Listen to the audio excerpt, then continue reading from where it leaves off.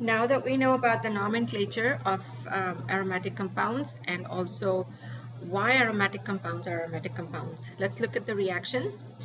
All of these reactions are called electrophilic reactions, okay, and that is because the benzene is itself a nucleophile and it will attack an electrophile. That's why.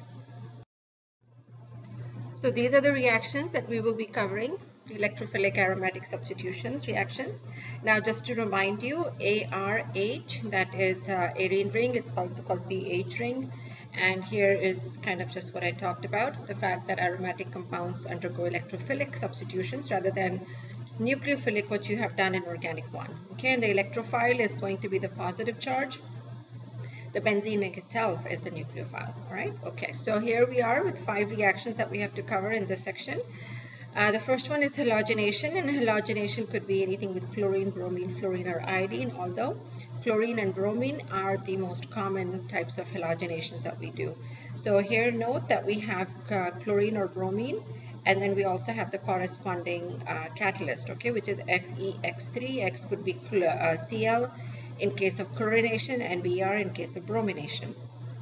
Nitration, that's the next reaction we'll talk about, and in nitration you're replacing a hydrogen with a nitro group, okay, again using HNO3, H2SO4, nitric acid, sulfuric acid. Both of these are very strong acids.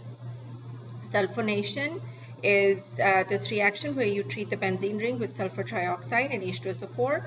Combination of this is called fuming sulfuric acid, and it very easily sulfonates the benzene ring, okay.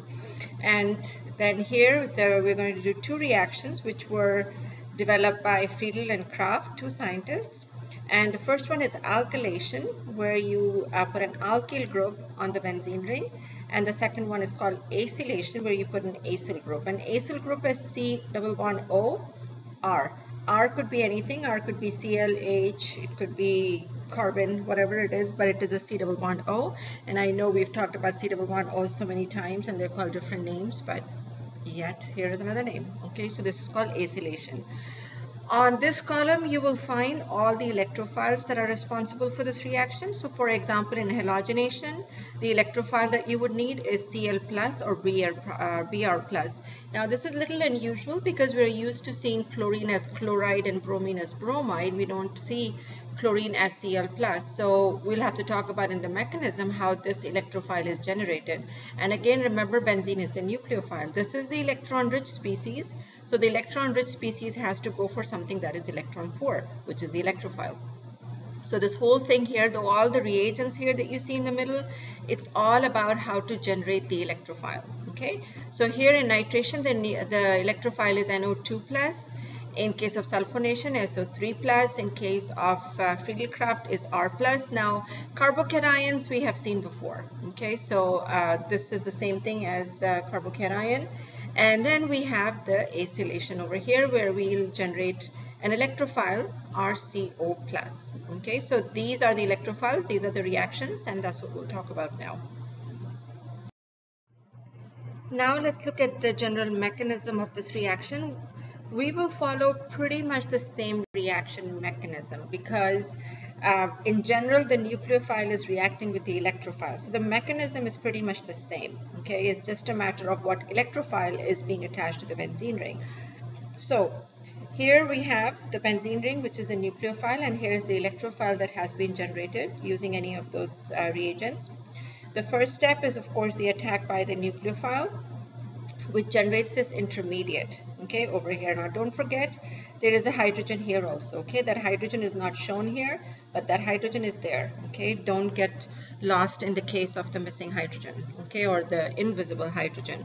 So here is a hydrogen and here is a carbocation, all right. Now benzene ring is conjugated, which means that you're going to see some resonance structures in the middle. So as soon as the carbocation is formed, the benzene ring is then stabilized by resonance. Okay, initially it was conjugation, now it is going to be resonance. So we move the electrons here, generate a carbocation here, these electrons move here in the next step and generate a carbocation over here. So these are the resonance structures that are actually formed. So this is quite a stable intermediate, okay, very nicely formed. However, the drive is to still form an aromatic compound, and of course cations are not that stable anyway. All right, so eventually we have to get rid of the cation and come back to the neutral state, which is this then. So now this is the cation, so then a base will come.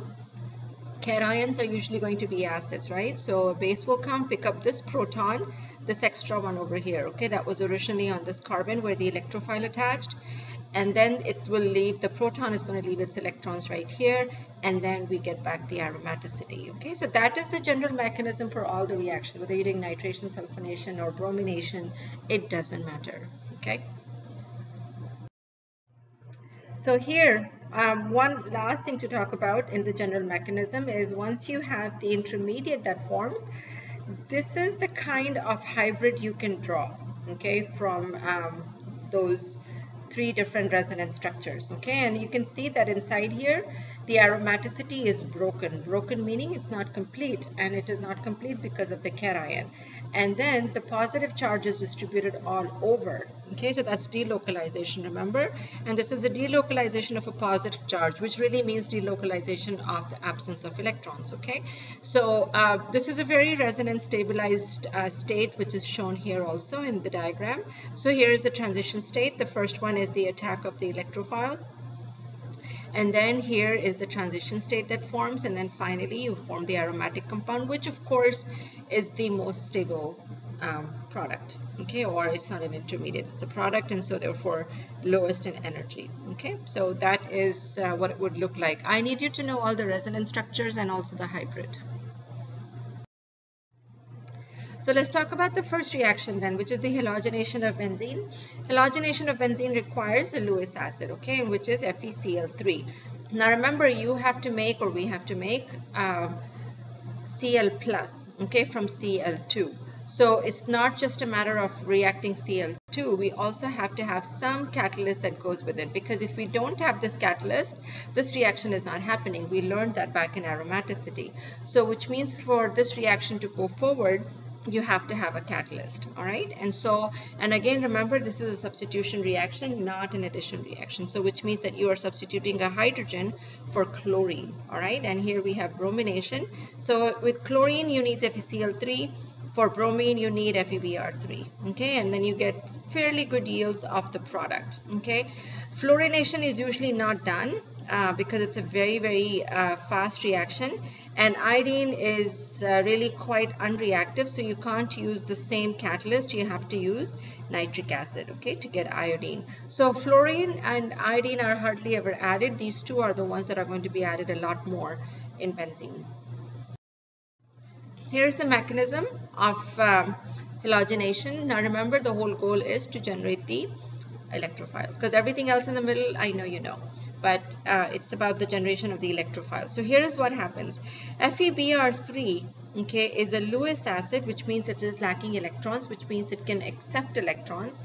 And so bromine here will give its lone pair of electrons to iron, okay? And so this is then the electrophile that you end up getting. This bond here is going to break, all right? In the next step, this is the bond that breaks, and you end up having FeBr4 minus, okay, because the Lewis acid has accepted a pair of electrons along with bromine over here. So this is the key step, okay, where you have the electrophile being generated using the catalyst, and that's the purpose of the catalyst. Otherwise, we don't need a catalyst. So then here we have the resonance structures going on, and then again, as we talked about the fact that you'll have a base coming in. The base that is present in the solution right now then is, of course, the conjugate base that formed as a result of this reaction right here from Lewis acid. So you have the conjugate base here. These electrons then pick up the bromine, the hydrogen from here, and you end up getting HBr, and of course you get the FeBr3. Now remember, the iron 3 bromide is actually a catalyst, so you have to get it back, all right? And so here it is back, and here of course is our wonderful product. So this is a series of reactions. Now this one is not quite unusual. You've seen these resonance structures before in the previous couple slides, but this is the important part, okay, how to generate the electrophile. And you can do exactly the same reaction with chlorination also, okay? With chlorine, you will just have FeCl3 instead of FeBr3. Let's look at the next reaction now, which is nitration of benzene. Again, remember our goal is to make the electrophile, okay, because the nucleophile is pretty clear. So the electrophile is NO2+, okay, and remember sulfuric acid and nitric acid are the reagents for this reaction.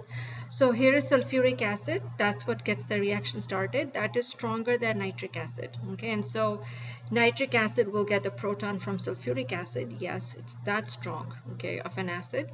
So nitric acid picks up a proton from sulfuric acid, and then this becomes this kind of a huge ion, okay, and this ion now will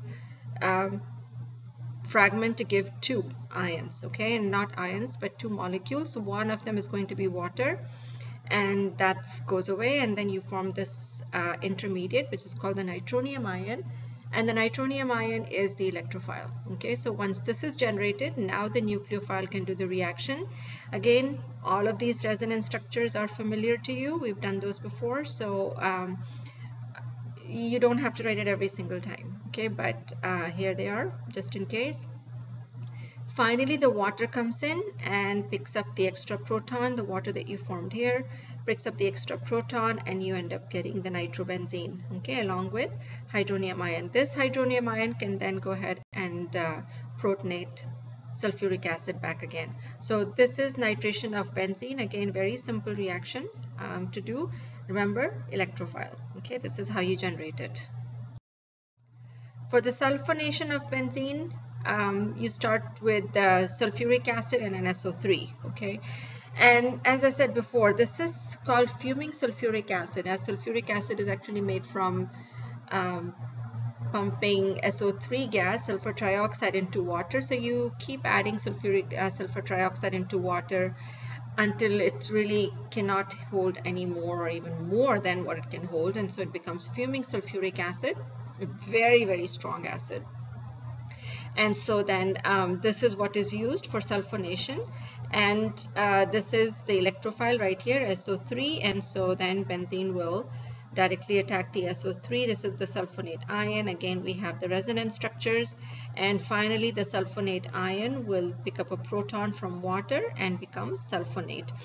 If you're thinking about what are the uses of sulfonation, really not that many. One of the reasons that sulfonation is done on benzene, and we've never seen sulfonation before in any of the chemical reactions, but one of the reasons that sulfonation is done on benzene is to actually make it more water soluble, okay, and so this is especially important in medicinal chemistry when you really have to change the properties of a drug. So to make it from more non-polar to polar, you would add a sulfonyl group, and that makes the benzene a little bit more soluble in water. The interesting thing about this reaction, by the way, is that everything is reversible. Okay, look at this. We didn't have reversible reactions before, and so I didn't point it out to you. Okay, but now this reaction is actually reversible, which means that if you take benzene sulfonate, then you can treat that with excess water and everything will go back, which means you will get benzene. So which in fact makes it even more versatile, because now you can not only use it to change the polarity of benzene, but you can also use it as a group for doing something else, okay, and then you can remove it, okay, very easily. You don't have to have it on benzene after you've used it, and as we go on to do more reactions, you will see how that can be used as a group on benzene ring. Then the next reaction that we have, the fourth reaction, is the Friedal-Craft alkylation. The Friedal-Craft alkylation is very neat reaction because now you can actually add an alkyl group, okay, to benzene, which alkyl groups, if you think about it, you know, are hydrocarbons. So how do you add a hydrocarbon to a hydrocarbon? Well, this is how you do it. So you need an alkyl halide, and then you need a Lewis acid, okay, and acid is part of all of these reactions if you can make a note of it. So in the first reaction where we had halogenation, we were using iron 3 chloride, and the next one it was sulfuric acid, and sulfonation was sulfuric acid, and now this is aluminum chloride. And please don't mix and match the acids. Each acid is for a particular reason, okay, and so don't mix and match acids from different reactions. So don't use iron 3 chloride over here, use only AlCl3, aluminum chloride, okay. And so here is the reaction. This is how the electrophile is generated. So again, we have aluminum, which is the Lewis acid, and chlorine here will donate the electron to aluminum. This is the intermediate that is formed, and you end up getting this cation. Okay, and so once you have the carbocation, which remember when we made in SN1, SN2 mechanisms, you really needed a good base, but now you actually need an acid. Okay, so it's a different kind of thing going on here. Okay, so here is the carbocation, and once you form the electrophile, then the reaction can go on as usual. Again, we have the resonance structures which are not drawn here, but in any case, finally the aluminum chloride conjugate base comes back, picks up the proton, and you have an alkyl group now attached to the benzene ring. Okay, and so this is how Friedal alkylation is done. So a couple things to mention over here is, first of all, if you have a primary carbocation, which means if you have a primary halide, you will not form a primary carbocation because, as you know, it's not very stable. So if you have a secondary halide or tertiary, no problem. Okay, but if you have a primary carbocation, it will exist as a complex. It's not that the reaction will not take place, it will take place, but you have actually a complex. All right, so that's how it happens with primary alkyl halides. And any compound with a double bond like an alkene can also form a carbocation, and that can also be used as an alkylating agent. Okay, except that now you don't use aluminum chloride, you use HF, which is hydrogen fluoride or hydrofluoric acid as your reagent, okay, as the acid in there. But you can use any alkene to form an alkylated benzene. So this makes it a really very useful reaction. Now for the acylation, which is one of the last reactions that we do.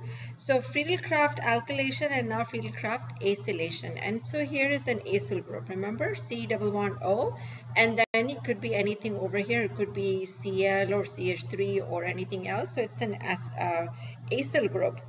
The acyl group here in this case is acetyl group. In this case, it's called benzoyl group because you have the benzene ring. Okay, so this is benzoyl group, and this is acetyl group. This over here is called acyl chloride. So it's called an acyl chloride as a general nomenclature. It doesn't specify how many carbons you have. However, as soon as you say acyl chloride, now I know I have 2 carbons. Remember, acid means 2 carbons. So as soon as we say acyl chloride, we have 2 carbons. Otherwise, generally, the functional group would be acyl chloride.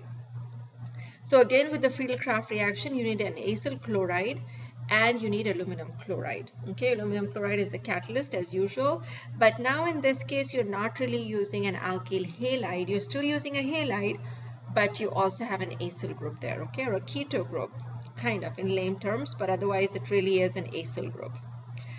Once you do this reaction, your product that you get is a ketone. Okay, so C double bond O, and then whatever is attached to the carbon, that's what will be attached here.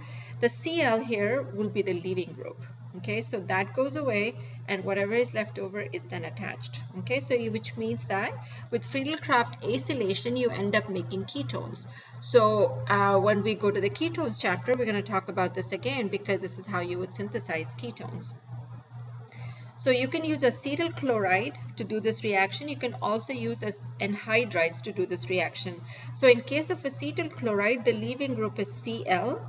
In case of acetic anhydride, this entire group here is the leaving group, okay, which is going to be then acetic acid. It would be acetate ion if you cleave it like this, but otherwise it would be acetic acid once it's protonated.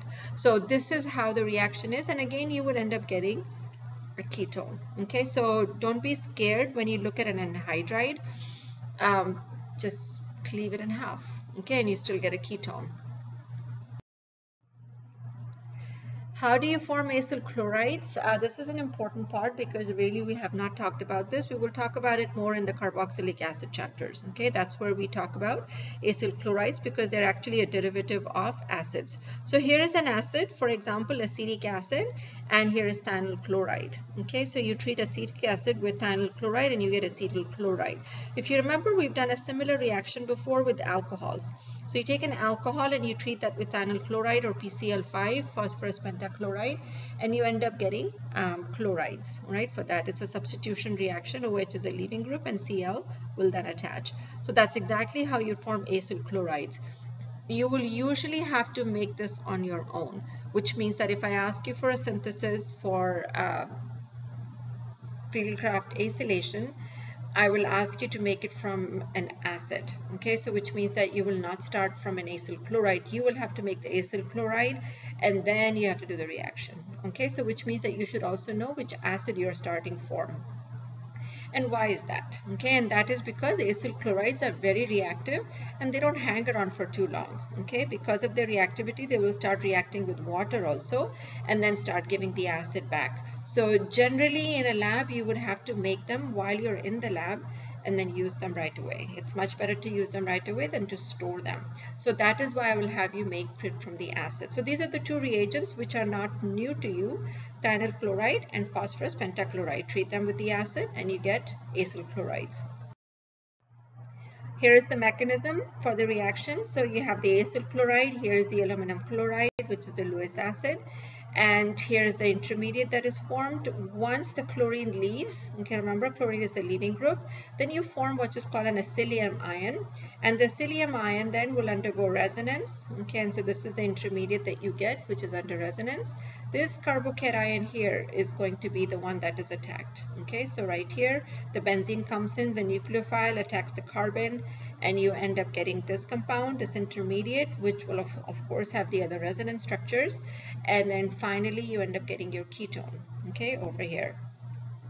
Don't worry about all of this, okay, just get the ketone and that is fine, and this is how you would get your aluminum chloride back. So this is how you do Friedal-Craft acylation. It is important again to know how you generate the electrophile, okay, because I've been focusing on the electrophile for you because we haven't really talked about electrophiles that much before. Carbocation is the only electrophile you know so far. All right, these are very different kind of electrophiles, so this is the important part. As far as the resonance structures are concerned, they're all the same, okay, for everything. So how do you generate the electrophile is the key thing. Now that you know about the Friedal-Craft alkylation and acylation, let's talk a little bit about the limitations of these two reactions. The first three that we talk about don't have such limitations, so we didn't have to mention that at all. But these ones, they do have limitations, okay? So there are 4 limitations, and the first one, or in any order, it doesn't matter, is that the alkyl carbocation that is formed will rearrange. Okay, because again, remember, it's a carbocation. So the carbocations will usually rearrange to form a more stable carbocation. So for example, if you wanted to make N-butyl benzene like this, okay, that's what you were thinking of making, this compound starting from N-butyl bromide and aluminum chloride, well, this one really doesn't form as much. What will happen is that as soon as you form the carbocation over here, the primary carbocation, it will rearrange to give the secondary carbocation, and then this becomes the major product, which is then the sec-butyl bromide, okay, or excuse me, the sec-butyl benzene. So the N-butyl bromide benzene is not really your final product, okay? The sec-butyl benzene is your final product. So the rearrangement happens and there's nothing you can do about it. Well, there is, but in this case, there is nothing you can do about it, okay? So if you wanted to make the N-butyl benzene, then you'll have to use another synthetic method, which we will talk about, okay? But otherwise, this is what you will end up getting, all right? It's a very typical exam question, all right, to have rearrangements there. The second one is that if you have powerful electron withdrawing groups on benzene ring, then the benzene ring is very deactivated and it will not react, okay? And so we've talked about electron withdrawing groups back when we talked about Diels-Alder reaction, and so you had things that make something more electron poor or electron rich. So in this case, this is electron poor. Now remember, your benzene ring is the nucleophile.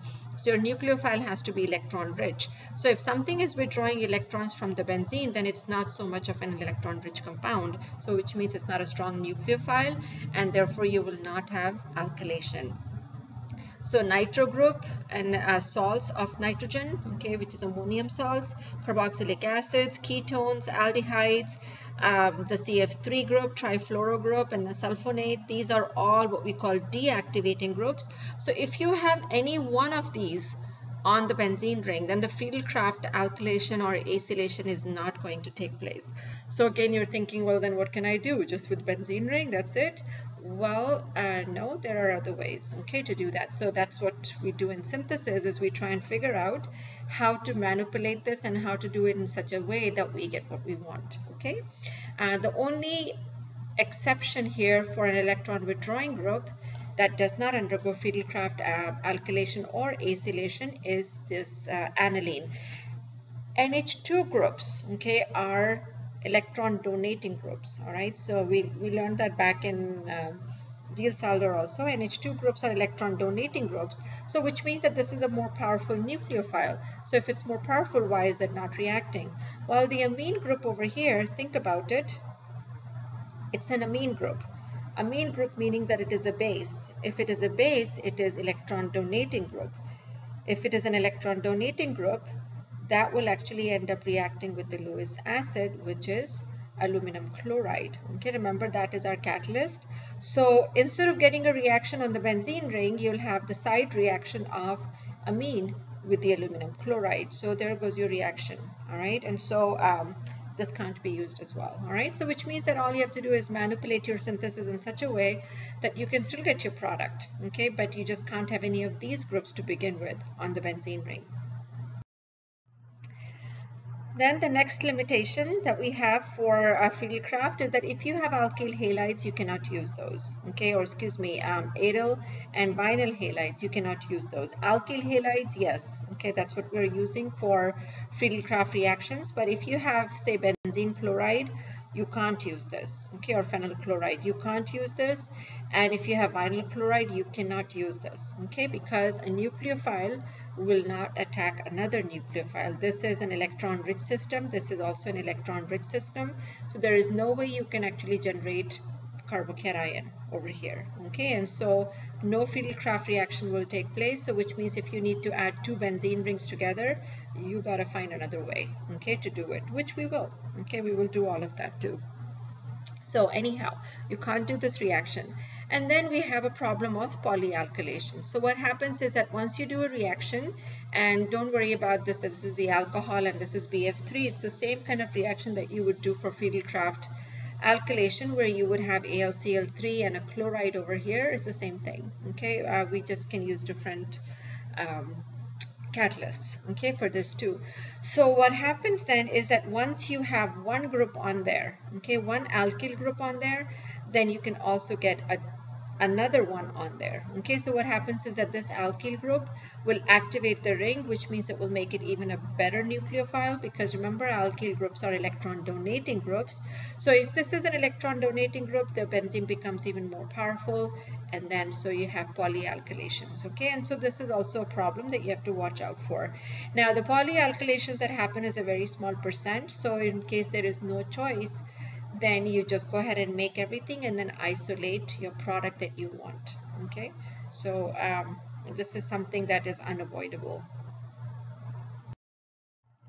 So then how do we actually use some of these reactions, okay? So one of the most common synthetic application is for the acylation reaction, okay? We just talked about so many drawbacks of alkylation, and the first one that we talked about was the rearrangement, okay? And one of the things that you can do for Friedal-Craft acylation is that you can form your ketone, okay, using the acylation, and then you can reduce that using Clemmensen reduction or Wolff-Kishner reduction, and you can reduce it to form an alkyl group, okay? So whereas you were not able to get a straight chain here before, now you can do an acylation and then reduce it, okay? So we'll talk more about this in class also. But anyhow, Clemmensen reduction is when you use zinc and Hg amalgam with hydrochloric acid, and then you can reduce the keto group. Or you can use the Wolff-Kishner reduction, in which case you take the keto group and treat it with hydrazine in presence of a strong base, and will still give you the same product. The nice thing about both of these is one is done in acidic condition, one is done in basic condition. So depending on what other functional groups you have, you can choose either one of these, okay? But both of them will give you reduction. We'll talk about these reactions again when we get to ketones, because this is a reaction of ketones, okay? And so this is Clemmensen and then Wolff-Kishner reduction. So here are some examples, okay, for synthesis. Now this one here is an anhydride. This is a cyclic anhydride, and and I took this particularly so that you can see that anhydrides can be cleaved, or in this case where it's a cyclic anhydride, it will actually open up. Okay, so that way you have a variety of reactions that you're looking at. So here is benzene, here is an anhydride, succinic anhydride. In presence of aluminum chloride, you will end up getting a ketone, okay, over here. So once you get a ketone here, this is what's breaking apart, okay, right here, okay, right here or here. So if you break it right here, you have C double bond O, CH2, CH2, COO, and then the hydrogen is coming from the reaction itself, all right? And so you end up getting this huge side chain on the benzene ring. And then you can go ahead and reduce this ketone, all right, by zinc and Hg, and this is what you end up getting. And once you get this, you can treat this with SOCl2, which, remember, you can make that from any acid. So if you treat the acid with SOCl2, you'll end up getting an acyl chloride. You do another cyclization, okay, or another Friedal-Craft acylation, and you can make another ring. Okay, so this is a nice way of fusing rings together. All right, so this is a very good example. Keep it handy because this is one of my favorite things that I give in the exam. All right, where you can actually make fused benzene rings like this. And if you were to do another reduction on this, then you can remove this ketone also. Okay. So finally, please learn all the electrophilic substitutions, all of these ones. Learn how to generate the electrophile using the reactions. Learn all the drawbacks of Friedal-Craft. Really, Friedal-Craft itself is not very hard to do. It's the drawbacks that will get you. So write down the drawbacks and then give yourself examples of those. And then we'll do synthesis in class also. But then, you know, we just did a couple examples. So look over those and see how we actually use these reactions in the lab. Okay, and we'll do more in class.